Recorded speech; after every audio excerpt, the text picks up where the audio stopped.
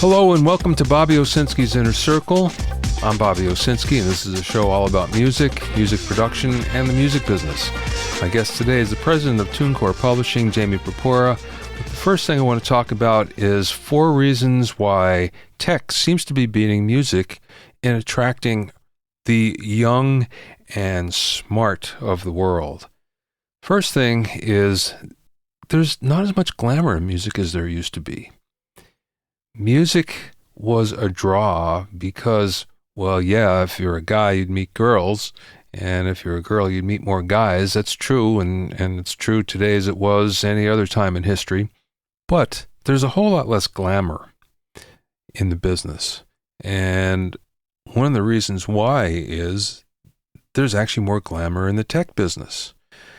You read about it every day in the paper. You read about a new IPO that happens with the tech company. You read about some new software that's coming out, a new app, a new iPhone app. It's all over. While you hardly ever read about a music happening, not like the way you used to. And because of that lack of glamour, that lack of media visibility, there's a lot less people that are coming into the business. There's people that normally used to now go into tech. So that's one of the reasons. The second one is you can actually make a lot more money in tech than you can in music. And once upon a time, sort of the American dream was to be a rock musician, to be a rock star. You could do it. You can make not only a living, you can make some pretty good money. And if the cards fell right, well, you can be a star or a superstar. Well, you can still be a star or a superstar today, and probably your chances are just about the same as they've ever been, which is pretty small. But the fact of the matter is it's a lot harder to make a living these days than it used to be in the music business. It used to be that if you wanted to play 6 nights a week in clubs to make a reasonable living, there was the opportunity to do that. And that's no longer the case. There are fewer and fewer gigs, which, first of all, enabled you to learn your craft, but second of all, really gave you the money that you needed to learn your craft. And that's pretty much gone away these days. So that's another reason why people go into tech. Into tech, you can, if you have any kind of programming skills, you can immediately make money, and you can immediately make a fairly good living. And not only that, the possibility of the same amount of glamour, if not more, is available. The third thing is there's a lot more freedom in tech than there really is in music these days. Once upon a time, the more experimental you were, the more people liked it. And there's less of that these days. The more experimental and off the beaten track you are, the less likely you are to draw an audience. Now, you will draw an audience no matter what. There's always somebody out there that will like what you're doing. But once upon a time, to be different was celebrated. And that's no longer the case. The way it goes now is if you're different, you're somewhat outcast. Where what happens in tech, you're encouraged to do something new. That encouragement is something that, especially when you're young, you really want. You really want to do your own thing. You really want to be different. You don't want to stick with the crowd. Or if you do want to stick with the crowd, it's possible that, in fact, you can take your own little left turn and you can make money with it, which is much more difficult to do in the music business these days. And the fourth thing is that tech is somewhat more creative than music is, at least right now. When you're young, the one thing you want to do, if you have a creative bone in your body, is you want to exercise that. You really want to be creative. You want to get out and you want to do your own thing. And that was one of the big attractive things to music for a long, long time. The fact of the matter is, you can actually exercise that creative bone a lot easier in the tech business than you can in the music business these days. The other thing that you have is, for better or for worse, record labels and publishers are actually run more like large corporations these days than they used to be. It used to be very, very loose, a very loose environment where you felt really good about what you're doing, especially when you're young. That's important. You don't want to conform. You don't want it to seem like a job. And music was really perfect for that. And now tech is the same way. And you find if you get a job in a publishing company or in a record label, it's a lot more straight-laced and a lot more corporate than it ever has been. So you put all those things together and you find that tech is a draw for the brightest people that we have that normally would go into music. And it's one of the things that really scares a lot of us, is the fact that there's a whole generation of wonderful music that none of us are going to hear because some of the people that might have given it to us are writing apps instead. Second thing I want to talk about is Guitar Center, our old friend. And Guitar Center is being sued for unfair labor practices. As you well know, one of the problems with guitar centers is that the people that work there turn over frequently. And a lot of it is because they really don't want a job to begin with. If they have to get a job, at least they want it to be around music, so they're not terribly serious about it to begin with. That's the first thing. Second thing is, though, that if you get a job there, you get worked really hard. And you don't get a lot back for it, and you don't get a lot of benefits. And as a result, 4 stores last year voted to actually join the union. And they joined the Retail, Wholesale, and Department Store Union, which is the RWDSU. There are 2 other stores that actually voted the union down, but 4 stores voted for it. And these are in New York City, Chicago, and Las Vegas. The big problem happened when Guitar Center really never seriously entered into talks about how to implement the union, how to implement benefits, all the things that a union contract would supply to the workers. As a result, the bargaining talks were stalled. Everyone felt that it was an attempt to punish the workers who voted for the union representation. So as a result, the AFL-CIO actually filed suit against Guitar Center, and they're trying to force them into these negotiations. Well, lo and behold, I was talking to a friend of mine that works at Guitar Center, and he's just kind of on the floor. He's not a manager, although I do know managers. I do know people that are execs over there. But I'd like to talk to the people that are on the floor.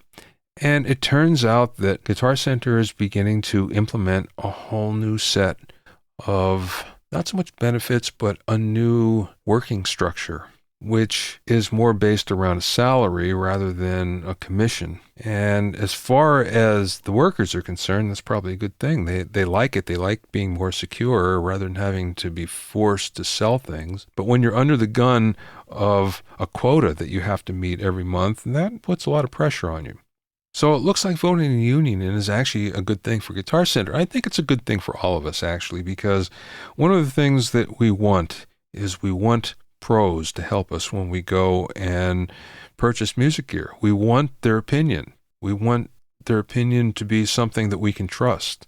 We want to always see the same salesperson if we can.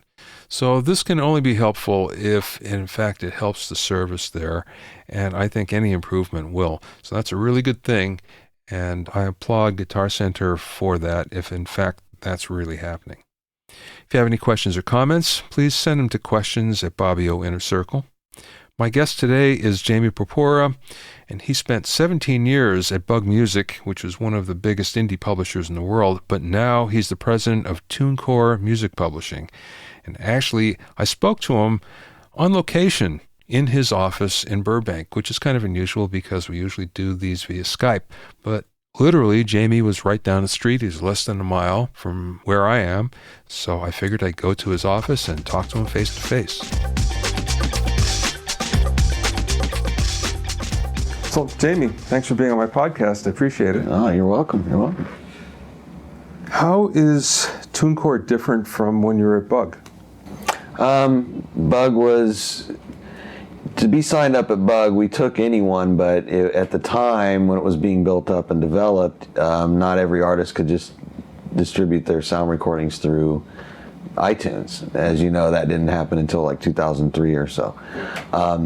So Bug, we had a lot of independent writers, And we had a lot of big writers. We had Willie Dixon and Muddy Waters and Stevie Ray Vaughan's estate and Johnny Cash and Pete Townsend and the Guess Who and on and on and on.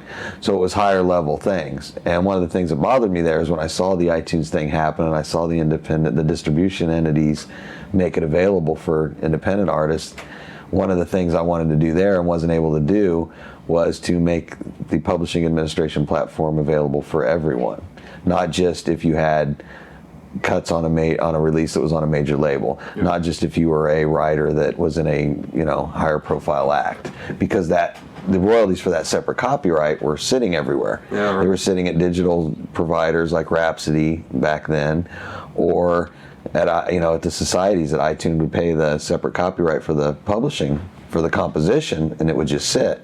So those doors opened, and the record store shelves became endless. But that second copyright was only represented for the higher level copyrights, the higher level composition. Yeah, right. Well, did you start Tunecore Publishing then? Yes. You were brought in specifically to build this office and this platform and this division of it. Yeah. And then the point was to make this available for all the Tunecore customers that distribute. Of which there's a ton of them. Yeah. Yeah, it's kind of perfect. What exactly are you administrating? Or you're administrating just the mechanicals then, right? No. Anything to do with the copyright that's a composition. So any sound anything you hear on the radio, buy on iTunes, buy a record, buy an 8-track, buy a CD, press the streaming button interactively. There's 2 copyrights involved, one for the sound recording and one for the composition. Right. So I always use the Frank Sinatra My Way example. Whether if it's the Sinatra version, clearly Reprise Records owns the sound recording. If it's the Elvis Presley version, RCA owns the sound recording. Yeah, sure. But either time, Paul Anka owns, and his publisher owned the composition. Yeah. So there's 2 separate copyrights there. So you got the Circle P, which is phonograph for the sound recording, Circle C for the composition. Right.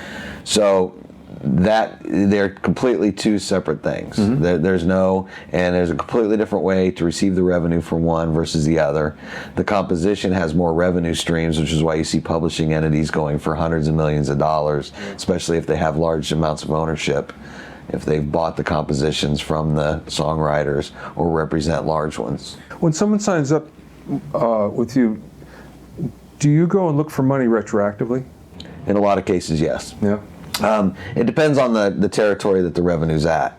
If you do if somebody signs up and there's Spotify streams, it'll go back to the beginning of the store. Same thing with Rhapsody. A lot of societies in Europe, they'll go back if we push them real hard, but it depends who it is, what it is, and it depends which territory it's in. But that's not, just to go through your previous question, there's the mechanicals from streaming, download, physical sales, and we also, if you have Tunecore releases, but you also, your song was covered by somebody on a label, we go after the label for the money. But then there's performance, which is the radio, television.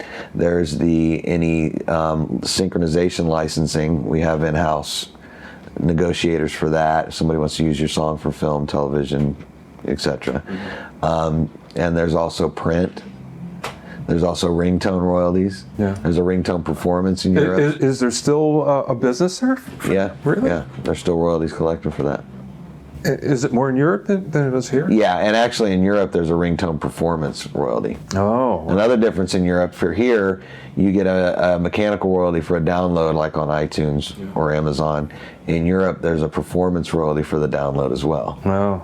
So it breaks up and it breaks down and it's different in a lot of different places, and it's very complicated to get it all in.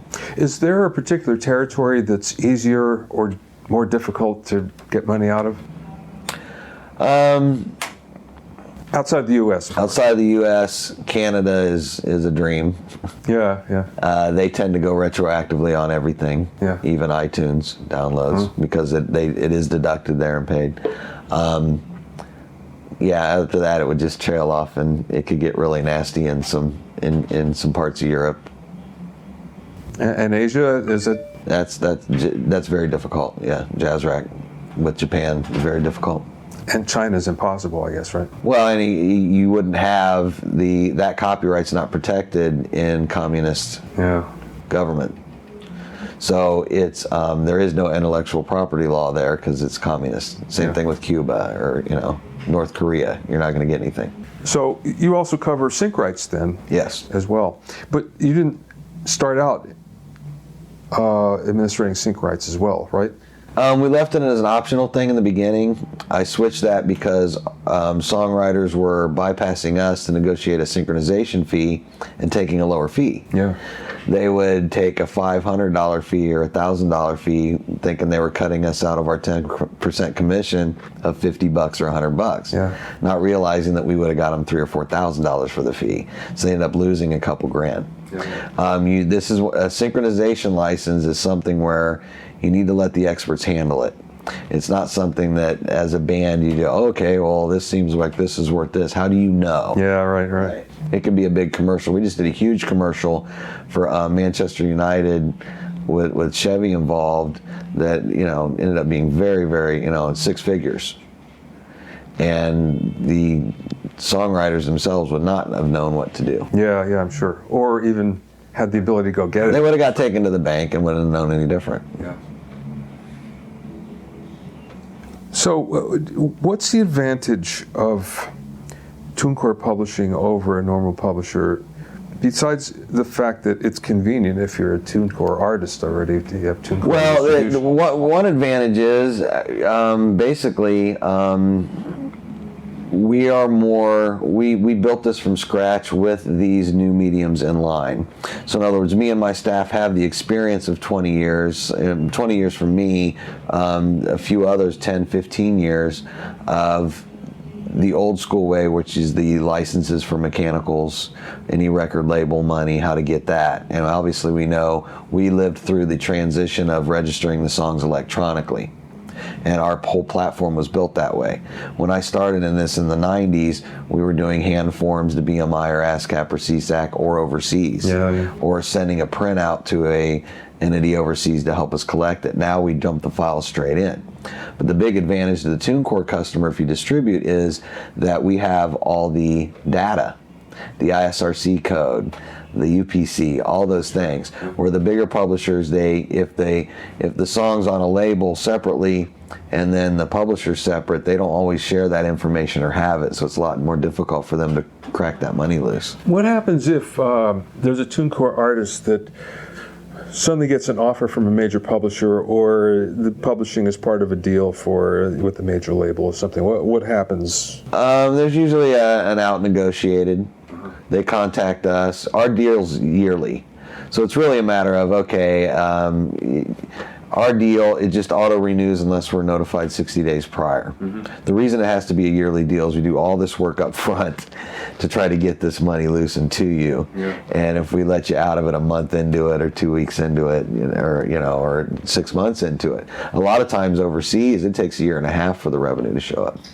Well, that's my next question then. When do the statements come for a songwriter? It depends on the source and it depends on the territory. A streaming source in the U.S. would be a monthly accountings we get. BMI, ASCAP, CSAC, quarterly accountings. We get monthly accountings from a few things in Europe, but mostly it's quarterly, and in some cases every 6 months. So the artist gets a statement every... From us, they get one every quarter, okay. 45 days after, which most publishers are 3 months every quarter with 60 days after, and a lot of them are every 6 months and 90 days after. We're looking at possibly next year moving to monthly and 30 days after. Well, that'd be nice. And does the artist, the songwriter, have access to the data that you have then? Yeah, what we do is the deal's also scheduled, so it's not a catalog deal for everything you write. It's only the compositions you submit. So if you distribute them through Tunecore, they come up on a dashboard and you select, these are the songs that I have publishing on, here's the percentage that I claim, and we register those for you. So only those compositions are locked into the agreement. If you have stuff on releases on labels or outside, there's an outside form we have you send in, and we go after that. What is the conversion ratio, so to speak, of artists that are assigned to Tunecore that use Tunecore publishing? Probably about 25%. Really? So far, yeah. And did it start like that, or has this been building up? Is this something that artists kind of realize they need or want? Or It's been a slow, steady thing. 500 to 600 or more songwriters a month yeah. signing up.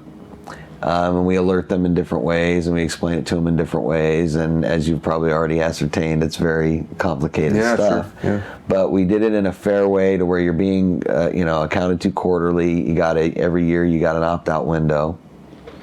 We put how they were notified was your other question. That's where they select their songs, right? But we also show them the status. So if we sent the songs for the compositions for registration, if they came back, then you see registered. They submit it, then they show that we sent them, and then they show registered. If there's any issues, we reach out and we work those things out. So if an artist decides they don't want to be involved any longer, they have to let you know 60 days in advance before the end of the year term. Yeah, the year term on the song. Anniversary date on the song. Yeah, got it. No, that makes sense. And what is it via email? Is it how does it work? Just something they sign in writing. Oh, okay, yeah. What would you recommend for a songwriter? And most neophyte songwriters are naive to publishing. How would you recommend they learn more about what they need to know? Is there something that's available on Tunecore website? Yes, we have a frequently asked questions section that I've let up as many industry secrets out as I could. Yeah, I've read some of them. And it's very thorough and it's very informative. And we, where these revenues come from. I mean, it's a different thing. It's very people like to think in terms of how many CDs were sold and how many cents per each one. That was the simple days, right? Original point. Yeah. Now you've got streaming that's interactive and non-interactive. You get a streaming mechanical on the interactive. You don't on the non-interactive. Yeah.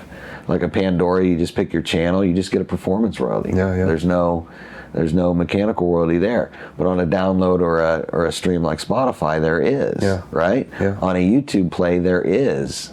Because it's interactive and it's really a sync fee. It just, generates on the amount of plays and what type of advertisements on there. Yeah. And you can't really give anybody a formula because it depends on what the ads are. Yeah, and if they're just a pop-up in the corner, if there's a full commercial before it, if there's another pop-up on a section of the screen.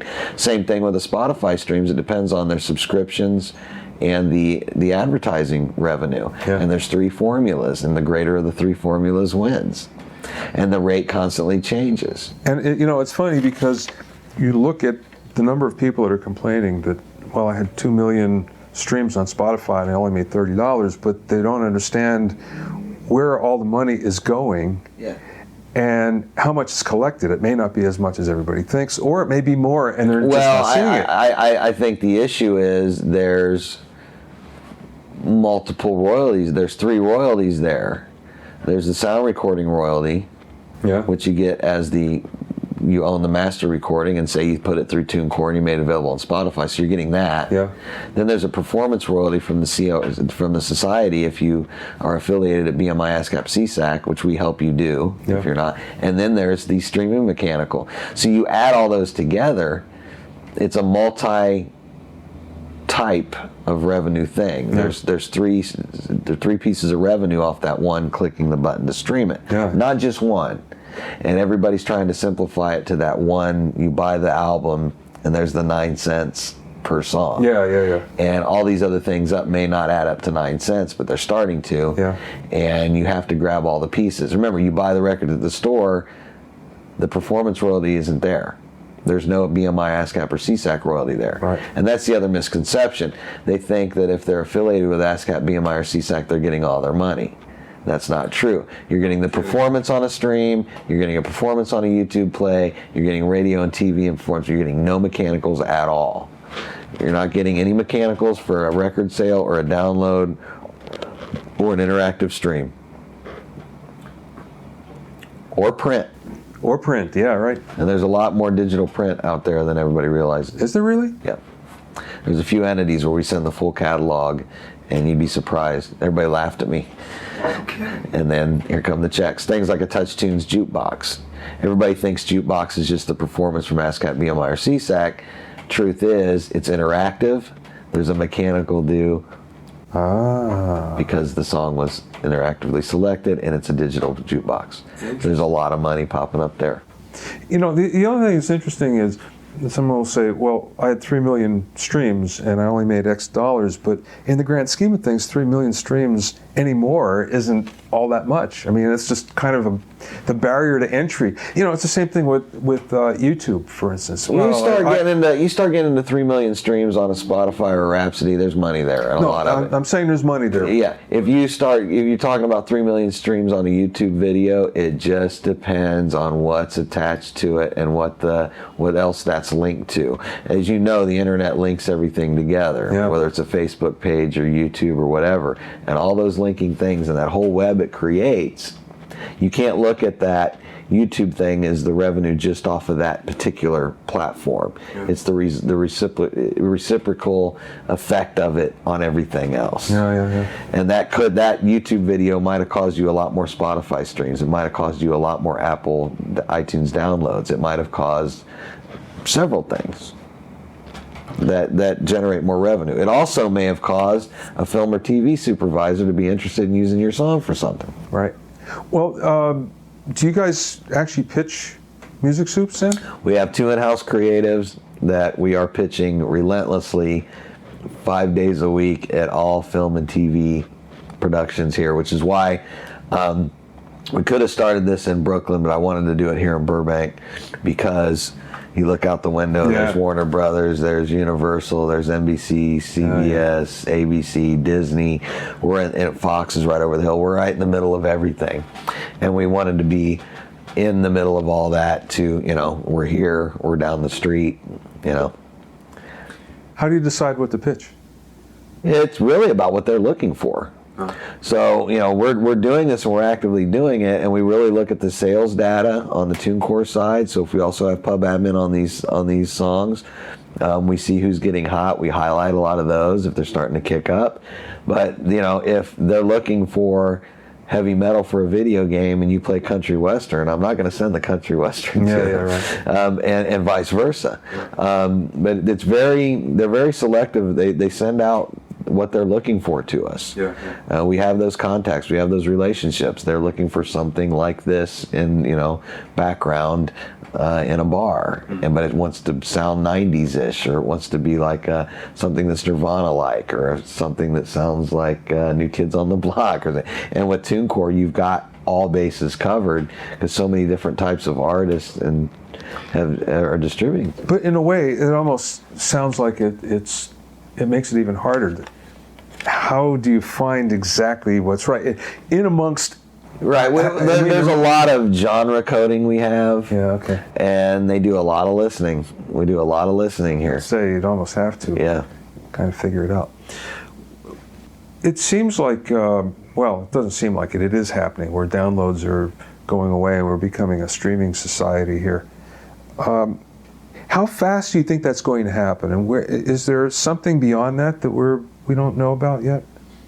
I think that this is partially my business opinion and this is partially my personal opinion. I think you're going to have several of us that just still love the physical's not gone away.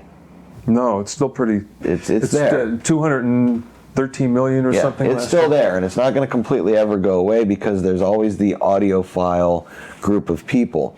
And somebody could say to me, "Well, a teenager's not going to buy vinyl." I disagree. There's people that get into that thing. And then at the same time, there's a new generation that would rather ride the subway or a bus than drive a car because then they can't be on their phone doing what they're doing, right?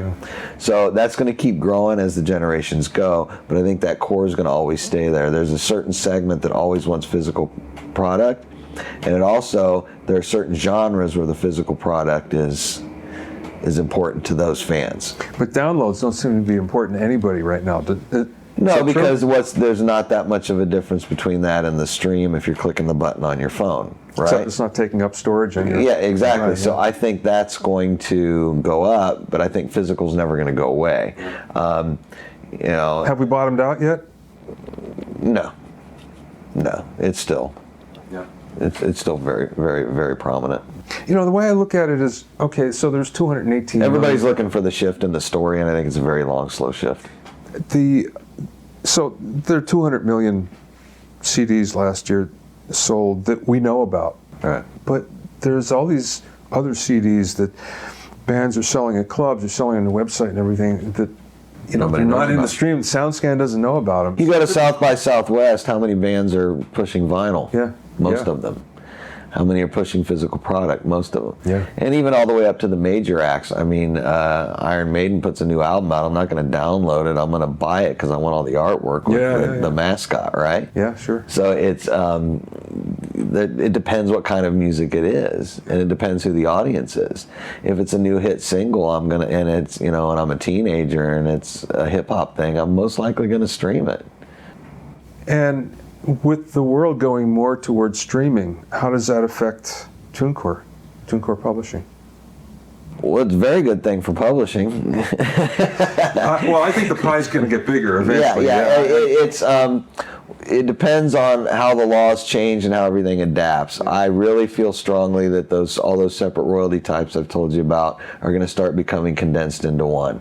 I really feel that breaking out the mechanical and the performance on the publishing, I have a funny feeling that that's going to turn into one, right?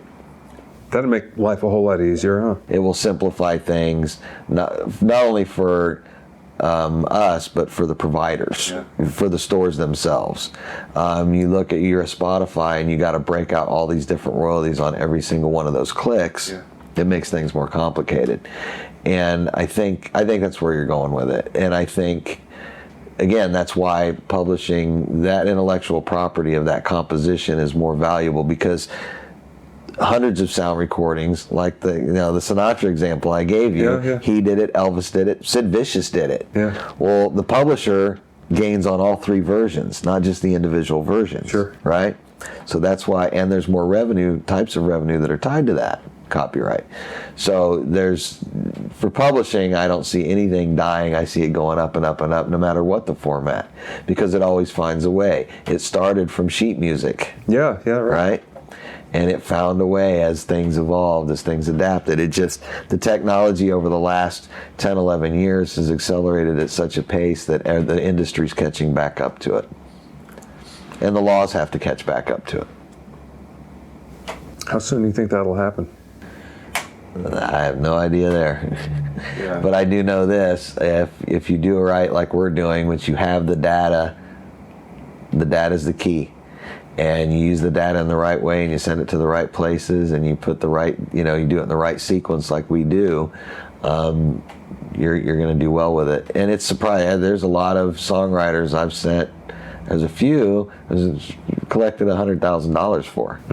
A few, and a lot more that are in the 20s, 30s, 40s, 50s. These are big numbers for composers and who are also the artists who this is money they did not know that was there. Yeah, no kidding. And immediate kickouts in Canada and Spotify with Rhapsody in Australia and Japan and in Germany, lots. Especially the Anglo-American copyrights, when you get into Europe, they're a big seller there. In a lot of territories, it just depends, because the native music is obviously the most popular. Yeah. But in Canada, it's mandated too, right? Yeah, a percentage of it. Yeah. They must listen to a lot of Rush and Triumph up there, Bryan Adams. I would think. Yeah, I would think. Well, and the other thing too is the government supports their arts, which is interesting. I mean, I always thought that was really admirable. Yeah, and it needs a little bit more of that in the States, I believe. Oh, no kidding. That'd be great. Is there a revenue source that everyone's missing? It's really the mechanicals for downloads and streams. That's the one that it sits there, and if nobody comes to get it, if your composition's not registered at GAMA in Germany, or not registered at CMRA in Canada, or not registered at APRA AMCOS in Australia, after a while, Yeah. you're out. Yeah. And Is there statute of limitations on that? yeah, in the different countries, they're going to do what they're going to do. They have different laws in each one. So the key thing here is get your compositions registered everywhere possible as soon as possible so you don't miss out. It's much more difficult to go back and get it. We can in cases, and we do in a lot of cases, but in some, it's just not going to happen. Yeah. Are the PROs going to survive? Oh yeah, yeah. As long as there's, I think, there's such huge. There's so many places for them to go. We need them. There's no way we could, do what they do. We can't monitor thousands of radio stations, thousands of TV stations, and get playlists from them, right? Yeah. The place that they're going to have to, I think, eventually let go of are these digital, the Pandoras of the world, the Netflix of the world, the YouTubes of the world. I think that's where they shouldn't be, in my personal opinion, because they're doing blanket licenses, and this is something we know how many times somebody clicked the YouTube button. We know how many times somebody streamed it in Spotify. Right, there's no point ever. And I've got a count of streaming mechanicals on Spotify for a particular composition. I want that equivalent account from the PRO. Yeah, right. And that's where I think they didn't keep up. I like them. I'm a big advocate of them. We at Tunecore think they're necessary, and we need to have them there. We can't cover jukeboxes. We can't cover radio stations and television stations and all the cable channels and all the different regions and all those things, or the live performance thing, which is very important. So I'm a big advocate of them. I want them to survive. I want them to be there, but I really think that they need to roll with the times as far as some of the. I think they haven't developed with that, and I think it blindsided them. And I'm hoping that in their boardrooms and in their back rooms that they're pushing to update their systems to accommodate this stuff. Yeah. Last question. What's the best piece of business advice that you've ever either been given or you've learned along the way? In regards to publishing? Music business. Music business? Street smarts. Getting the money is about street smarts. I've had employees, contacts, people go through college, people go through this thing at music business school here, there, and there, and when they get here, I got to teach them how to be street smart. It's all the sequence of events. What's the other party going to do to not have to pay you? Right? Yeah, right. What are they going to do? What are they going to use as an excuse not to cut the check that you're trying to get for the composer that you represent? Yeah. If you don't send them your tax information, if you don't send them a letter of direction first, if you don't send this signed and that signed, crossing your T's and dotting all your I's, and eliminating any way for them to get out of paying you. And it's all street smarts. It has not, a professor can tell you about it. Somebody can write a book about publishing, tell you all the in and outs. I can throw all these funky terminologies of what's this and what's that at you all day and night. Bottom line is, you got to outsmart the sources in a way that gets, and they're not all out to. Let me make this clear. They're not all out to rip you off. Well, they're doing best for their clients as well. Yeah. Well, they're doing the best for their clients, but they have basically things in place at these different organizations, whether it's a record label or a streaming service or a society, that they can only do things based on the systems they have. Yeah, right. And you have to think about, okay, what are they doing over there? How do they do it? What's the best way to make it easier for them so I can pay the composer, pay the writer? Yeah. So you got to be street about it. It's very much, you don't try to take the tire, jack the car up without loosening the lug nuts first, right? That same kind of thing. How do we loosen the lug nuts first on this? Yeah. Boom. Okay, now we jack the car up. Now we got the new tire on. We got them paid. That's the trick. I love it. And that's the best part of it. That's great.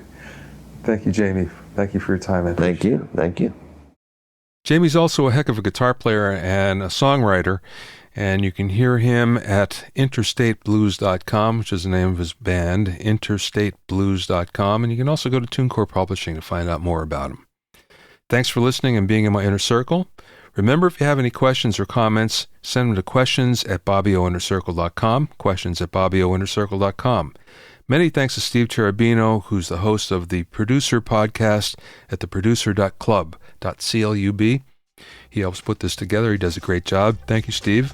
To listen to other episodes of Bobby Owsinski's Inner Circle, go to bobbyowsinski.com and select the podcast tab, or go to bobbyowinnercircle.com, or you can find us on iTunes or Stitcher. At bobbyowsinski.com, you'll find a sign-up form for my newsletter and for alerts for new podcasts. This is Bobby Owsinski, and I'll see you next time.